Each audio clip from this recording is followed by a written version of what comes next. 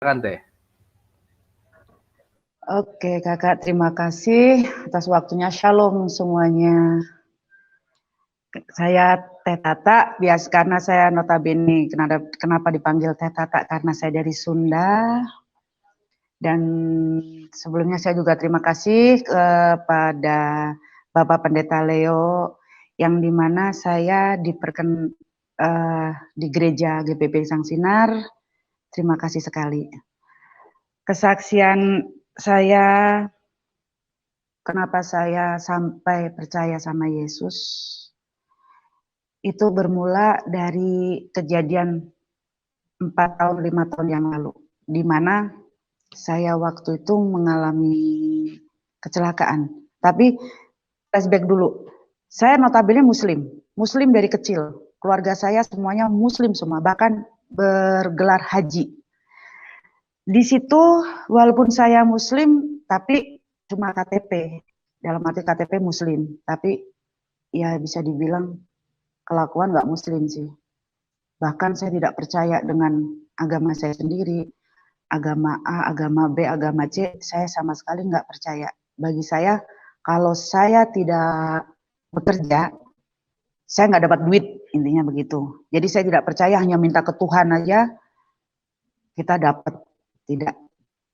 Di situ bisa dibilang ya ateis lah, karena nggak percaya dengan semua agama. Nah, kejadian saya, basic saya dulu ya, saya kerja di travel tadinya. Di travel yang ada di Bali lah. Saya merantau di Bali dari tahun 99. Waktu itu kejadian saya itu, saya membawa tamu yang dimana saya dropping tamu itu di salah satu kota. Nah, setelah tamu saya dropping, saya kembali, tapi tahulah tanda kutip di sini, namanya kehidupan di Bali kan, pribadi kita sendiri loh. Kalau memang kita mau baik, ya kembali lagi ke kitanya. Waktu itu saya masih, ya tahu sendirilah, banyak duit, gampang lah beli ini itu kan. Nah, next saya pulang setelah dropping tamu, ada suatu kejadian, padahal saya apal sekali jalan perbatasan yang di Tabanan itu, yang kita sudah keluar dari Gilimanuk itu kan, saya hafal sekali jalan itu. Nah, tidak tahu kenapa, mungkin ini jalannya Tuhan ya. Saya mengalami suatu kecelakaan hebat, tapi kecelakaan bagaimana saya sendiri tidak tahu. Tahu-tahu saya sudah ada di suatu rumah sakit. Dalam kondisi koma, saya kaki juga terpasang pen, tangan juga. Cuma begini, di dalam koma saya kan koma juga nggak tahu bagaimana saya dibawanya ke sana, bagaimana saya diapain saya nggak tahu. Pokoknya saya nggak tahu. Tapi jelas sekali entah di koma saya ke hari keberapa atau jam berapa atau hari apa, saya pun nggak tahu. Saya waktu itu seperti saya dibawa sama kakek, yang dimana kakek saya sudah meninggal lama. Saya diajaklah sama kakek saya seperti digandeng, seperti kakek menggandeng cucunya, ayo kita pulang. Nah, namanya juga cucu kesayangan kan, ikutlah. Saya sama kakek saya, seperti saya diajak ke jalan, nggak tahu, jauh. Nah, di situ ada yang memanggil saya, tapi waktu itu saya tidak menghiraukan lah. Ada suatu suara, kamu belum waktunya pulang. Nah, tapi waktu itu saya masih terus digandeng kakek saya, ayo kamu pulang gitu. Tapi tetap suara ini semakin jelas di telinga saya, kamu belum waktunya pulang. Semakin jelas suara di telinga saya kan semakin membuat saya penasaran. Nah, tapi waktu itu ada kakek bilang, ayo pulang, jangan nengok-nengok ke belakang, istilahnya kayak gitu. Tapi kenapa ini semakin jelas. Nah, saya menengoklah ke belakang. nengok ke belakang, saya belum pernah tahu, belum pernah melihat putih bersayap, aduh bersih sekali, putih bersayap itu. Terus saya, ya namanya juga saya tidak tahu ini siapa kan. Terus saya sempat bertanya, kamu siapa? Nah, di saat saya bertanya kamu siapa, kakak saya tetap memaksa saya pulang. Menarik tangan kanan, waktu itu maaf, saya digandeng tangan kiri, tarik tangan kiri sama kakek saya. Nah, ini sayap ini putih bersih sekali tuh narik saya, tangan kanan saya, kamu belum boleh pulang. Tapi kakek saya bilang, kamu harus pulang. Nah, disitulah saya nanya, kamu siapa? Kok melarang saya nggak boleh pulang? Di situ jelas sekali, jelas di telinga saya yang akan menyelamatkan kamu. Nah, tapi kan saya nggak paham menyelamatkan dalam hal bagaimana, kan saya kan gitu. Cuma saya yang akan menyelamatkan kamu. Kamu belum waktunya untuk pulang. Kamu akan dipakai di kemudian hari. Nah, saya kan nggak paham dipakai apa. Kamu belum waktunya pulang dan kamu siapa. Nah, terus sudah itu saya dipeluk. Nah, waktu itu dipeluk, kakek saya seperti apa ya, tangan saya itu saya pentalkan lah. Kok saya dalam hati saya padahal cucu kesayangan. Kok kenapa saya berani mementalkan tangan kakek saya kan? Nah, waktu itu saya dipeluk. Saya dipeluk sama saya putih itu, rasanya pelukan itu tuh beda, beda di hati, pelukan yang begitu belum pernah saya rasakan, belum pernah saya rasakan. Kayak nggak tahu pelukan apa ini, saya gitu kan. Waktu itu cuma dipeluk gitu tapi rasanya nyaman sekali di hati saya gitu. Nah, terus saya juga tidak tahu hari keberapa, tahu-tahu sadar, di situ banyak keluarga saya udah kumpulkan, istilahnya di rumah sakit itu waktu itu kan saya ditempatkan di ICU. Anehnya di waktu saya sadar, pertama kali yang saya ucapkan dari mulut saya keluar, carikan saya pendeta. Nah, terus saya ini lagi, koma lagi, pingsan lagi. Cuma ini saya diceritain setelah saya sadar ya, nanti ini ada perjalanannya. Mungkin waktu saya sadar, saya cuma bilang, carikan saya pendeta. Terus saya pingsan lagi, atau saya koma lagi, saya juga, entah saya nggak tahu. Terus saya tahu-tahu sadar lagi, hari keberapa, nah disinilah saya baru tahu, di situ saya ada suster, saya bilang, kan HP sudah saya nggak ada, waktu kecelakaan. Saya tanya, suster apa punya HP? Ada, katanya gitu kan, boleh saya pinjam? Justru saya sadar yang kedua tuh saya nggak menanyakan keberadaan keluarga saya di mana. Terus saya kok di sini kenapa? Saya justru yang saya tanya pertama HP. Bukan untuk menghubungi siapa atau bukan untuk mengetahui apa. Justru saya langsung buka Google. Nah, di situ kan saya tidak tahu bentuk-bentuk apa, bentuk Tuhan atau apa. Nah, saya searching lah di situ. Tapi kenapa waktu saya searching itu tangan saya ngeklik itu kok tahu-tahu Tuhan Yesus. Nah, seperti itu. Keluarlah. Di situ kan ada gambarnya, ada apa. Nah, terus saya ngeklik sayap putih. Tapi waktu itu keluar sayap burung apalah gitu kan. Nah, saya ngeklik lagi sayap malaikat atau apa. Nah, disitulah muncul ya kayak malaikat, kayak angel putih. Ini kok seperti yang dalam kemarin saya dalam koma saya, ya Tuhan, gitu kan.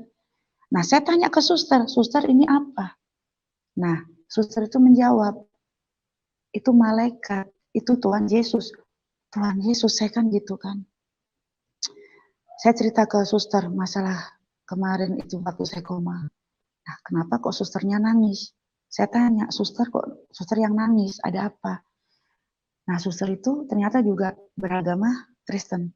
Dia tahu-tahu bilang, Bu, puji Tuhan, Ibu didatangi Tuhan gitu. Saya didatangi Tuhan bagaimana, saya juga nggak tahu kan.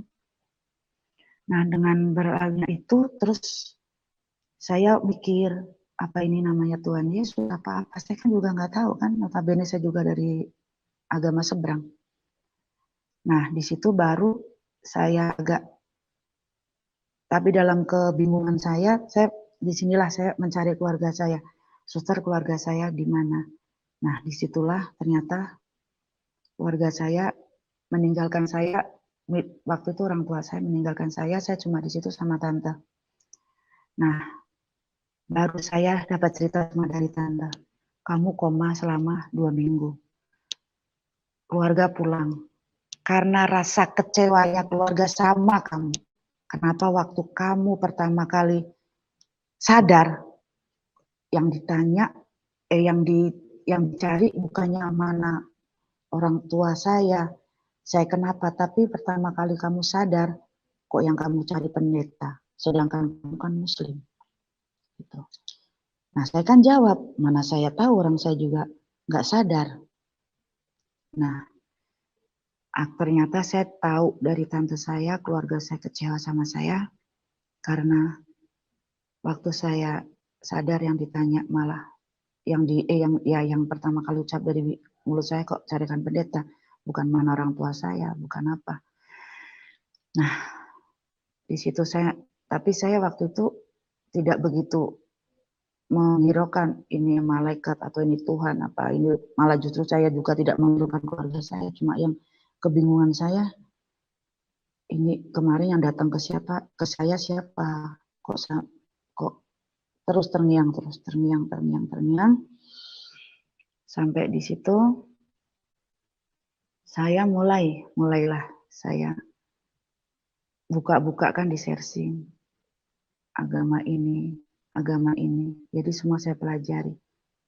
Tapi dari keyakinan A, keyakinan B, keyakinan C. Anehnya di sini, saya notabene dari agama seberang, tapi setiap mendengarkan, ya mungkin ada pujian dari agama seberang, kok saya nggak tersentuh. Agama seberang juga ada pujian apa, kok saya nggak tersentuh. Nah, seketika waktu itu, saya lagi main ke kos teman saya, ibunya dalam keadaan sakit, dia minta izin ke saya, teh, boleh saya doa sebentar? Saya mau ada kirim doa buat mama saya. Oh ya, silahkan. Nah, di situ dia mau bernyanyi pujian. Anehnya, saya kenapa padahal dia kan mendoakan untuk ibunya. Dia memuji nama Tuhan untuk ibunya juga istilahnya, untuk doa untuk ibunya. Tapi kenapa hati saya waktu itu mendengar lagu itu, saya nangis. Loh, dia yang berdoa untuk ibunya, kenapa saya menangis? Nah, setelah itu saya download tuh lagu itu. Nah, terus saya download, bukan membandingkan ini. Malam-malam sendiri saya download pujian untuk agama seberang ini. Semua saya downloadin semua.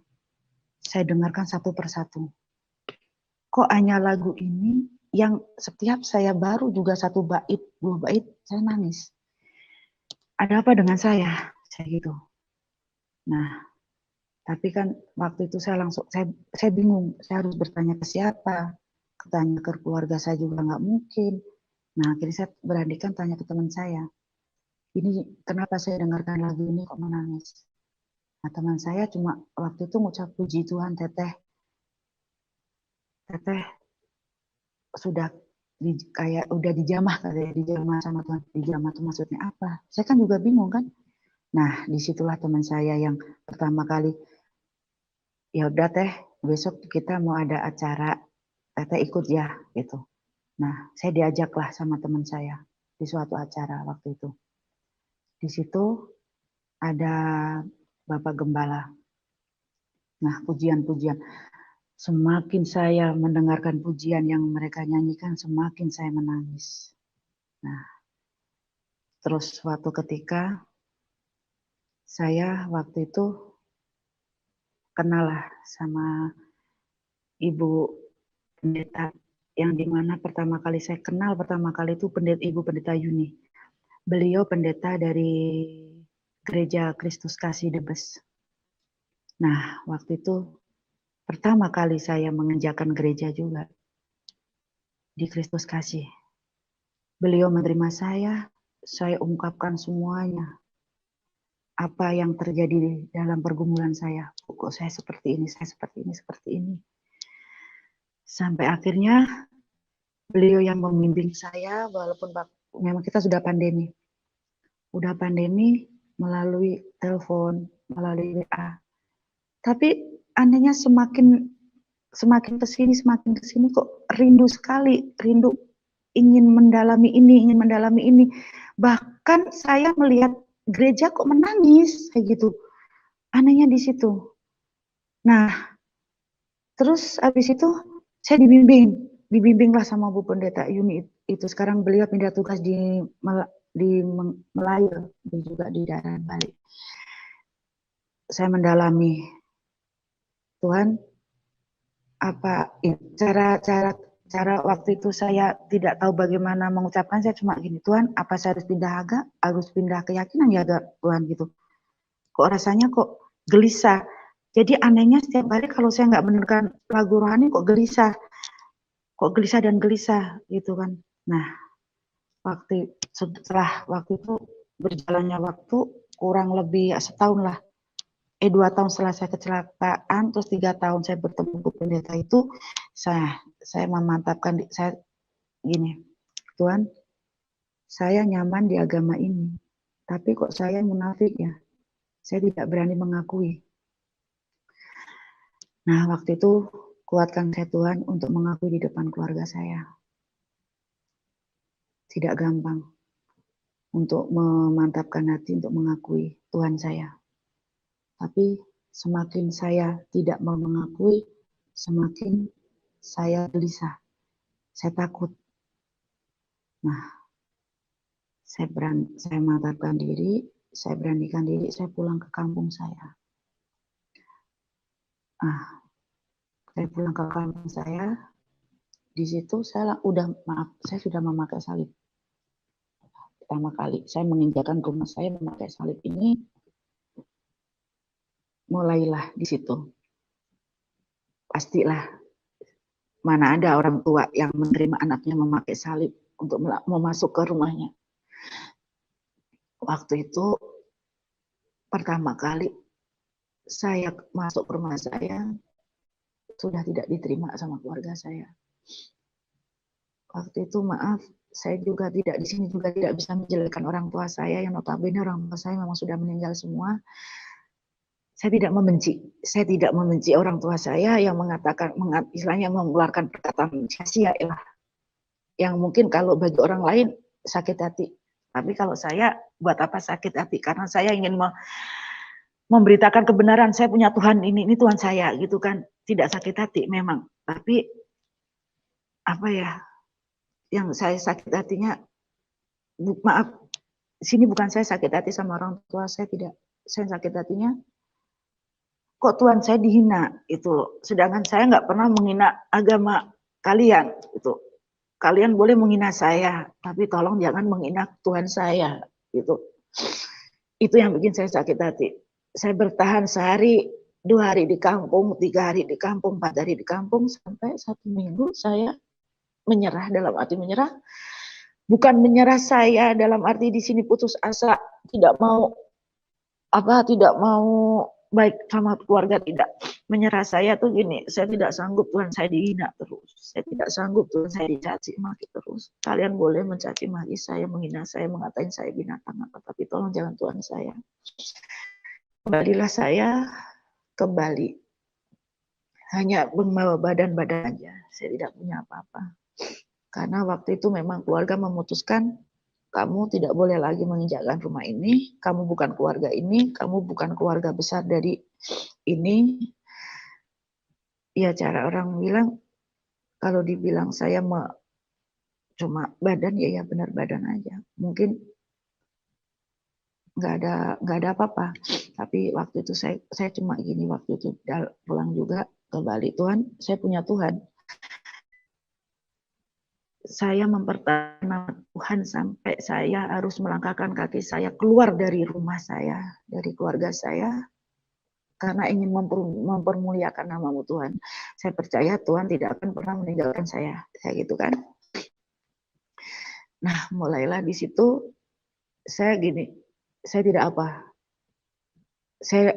Saya harus meninggalkan keluarga, saya harus dicaci. Ya, istilahnya nggak perlu saya di sini jelaskan lah, nggak mungkin lah. Kalau keluarga nggak mencaci saya itu nggak mungkin banget, impossible. Tapi bagi saya cuma satu waktu itu, jangan sampai Tuhan saya dihina kembali. Kayak gitu.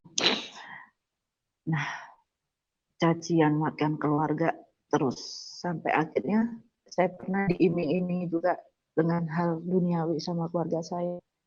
Asal saya meninggalkan agama saya sekarang. Tapi anehnya di sini kita nggak usah munafik. Kalau masalah harta, semua orang pasti menginginkan. Saya juga menginginkan kan. Tapi kenapa waktu itu kok saya diimingin inilah. Waktu itu nggak tersentuh. Karena waktu itu masih dendam. Dendam saya begini. Kamu kemarin mengenal Tuhan saya. Sekarang kamu istilahnya memberi penawaran rayuan berupa harta gini-gini. Saya suruh meninggalkan Tuhan saya. Saya jelas nggak mau waktu itu. Jadi akhirnya saya tetap dengan keyakinan saya, Tuhan, inilah jalan saya. Saya harus tetap di jalan yang sekarang saya Kristen inilah istilahnya gitu.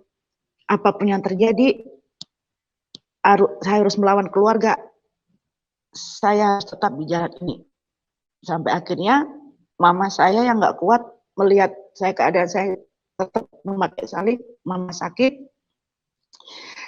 Akhirnya mama meninggal kan. Mama meninggal, di situ juga saya belum selesai di sini. Belum selesai dalam arti mama meninggal terus urusan selesai, tidak. Nah, mulailah di situ.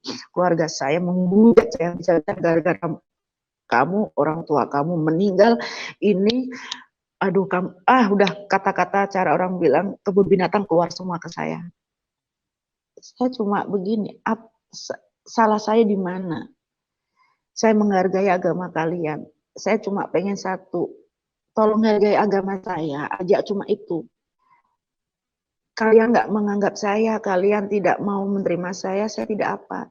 Tapi tolong akuilah kalau saya saat ini saya di agama saya sekarang. Saya cuma butuh pengakuan seperti itu. Tapi ya tidak segampang membalikan telapak tangan. Yang di video TikTok saya kan juga saya sering kan mengeluarkan VT-VT saya, tidak banyak yang hujat saya. Apa kamu pindah Nasrani, apa karena satu kardus supermi lah, apa ini, oh tidak segampang itu.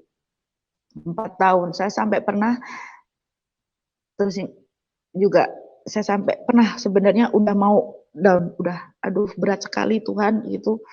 Saya seorang diri, tidak ada yang bimbing saya, tidak ada yang menguatkan saya, tapi saya hanya membela satu nama, istilahnya Tuhan saya sekarang kok berat sekali kayak gini. Adilkah ini saya gitu? Sedangkan dulu saya tidak seperti ini. Tidak ada yang bimbing saya, tidak ada yang membela saya. Sampai saya pernah waktu itu Tuhan hanya satu nama, aku mempermulakan namamu, aku seperti ini. Saya sendiri gitu kan. Tapi saya sempat mau udah drop, udah down. Saya orang bilang semua menjauhi saya, membenci saya, mencaci maki saya. Kalau bagi saya, kalau orang lain mencaci maki saya atau teman atau sahabat itu bagi saya nggak masalah. Tapi ini di mana keluarga besar saya nggak, waktu itu saya udah nggak kuat sebenarnya. Nah, tapi saya malam berdoa, pernah satu malam saya nangis waktu itu, saya sempat histeris, Tuhan, sampai kapan Engkau memperlakukan saya seperti ini dengan kesendirian saya. Sampai akhirnya puji Tuhan, saya waktu itu kenalah di sini saya dengan yang sekarang menjadi suami saya kan. Nah, di situ saya juga dikuatkan juga, selain sama yang sekarang sudah menjadi suami saya dikuatkan juga waktu itu. Ada juga seorang ibu, namanya Ibu Suhana juga dari Kristus Kasih, dia menguatkan saya. Terus dia memperkenalkan saya sama Bapak Wayan Yohanes, yang dimana beliaulah di saat saya jatuh, saya jatuh, beliau yang mengerti saya.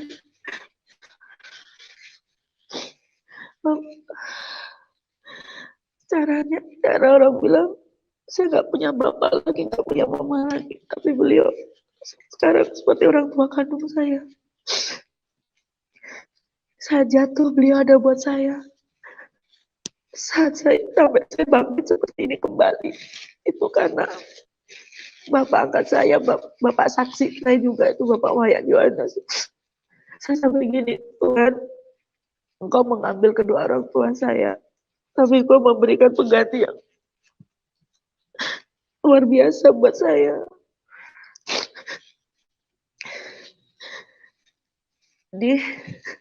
Saya di sini juga pengen menegaskan, yang menghujat saya, yang memaki saya, yang membenci saya, itu ada semua. Tapi sekali lagi di sini, saya pindah keyakinan Nasrani bukan karena laki-laki, harta, atau apapun, bukan. Jadi, anggapan seperti itu tuh semua saya patahkan di sini. Saya keyakinan, saya juga jalan, pindah keyakinan Kristen, saya jalan sendiri, saya mencari kebenaran sendiri, saya cari pembelaan sendiri. Waktu itu nggak ada sedikit pun yang di samping saya, cuma pembela saya waktu itu Tuhan. Jadi kalau ada yang bilang karena laki-laki ada apa, saya langsung di sini bilang tidak. Naif banget karena laki-laki saya harus mengorbankan keyakinan kan. Sampai di saya sama yang suami sekarang, saya akhirnya diajaklah untuk beribadah di gereja kan. Suami saya kan jemaat gereja di GPPI Sang Sinar yang di Bapak Pendeta Leo kan. Saya diajaklah ibadah setiap minggu rutin. Sampai akhirnya saya puji Tuhan, saya sudah dibaptisidi juga di gereja GPPI Sang Sinar ini. Saya diberkati, dinikahkan juga di gereja GPPI Sang Sinar ini. Jadi puji Tuhan, sekarang dulu Tuhan mengambil orang-orang yang saya sayangi, tapi Tuhan mengembalikan lagi orang-orang yang dulu meninggalkan saya, yang mengambil dari saya, Tuhan kembalikan lagi. Saya mendapatkan orang tua di sini, orang tua ya Bapak Wayan itu. Saya mendapatkan suami yang selalu nyupport saya mendapatkan keluarga besar saya yang dimana padahal kita tidak satu darah, tidak satu suku.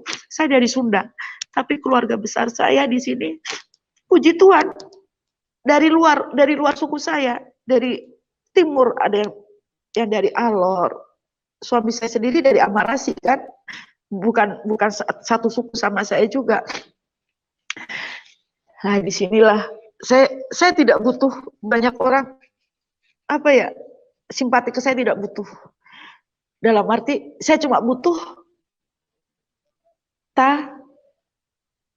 satu kata aja yang saya butuhkan, bukan simpati, lu hebat ya, lu gini. Saya tidak butuh itu. Tapi satu-satu, saya tahu mereka tulus ke saya cuma butuhkan satu kata aja kadang. Penyemangat saya, kuat ya, cuma itu aja yang saya butuhkan dari orang-orang saat ini.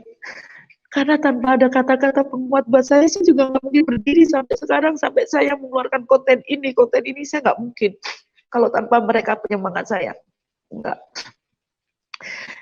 Jadi saya kalau saya harus memuji Tuhan saya tuh, luar biasa sekali.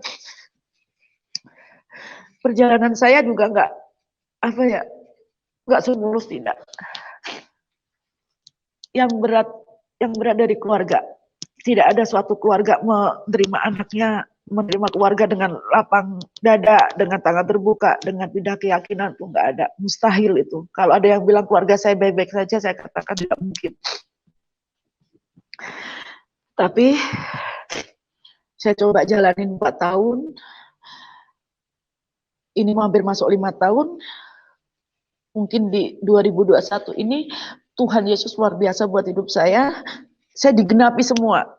Yang semua sudah lari ke saya, hilang semua ke saya di tahun ini saya digenapi, saya mempunyai keluarga baru, yang dimana keluarga dari beda suku, saya mempunyai orang tua angkat, saya mempunyai suami, saya mempunyai Tuhan yang tetap, yang dulu saya tidak tahu Tuhan saya siapa.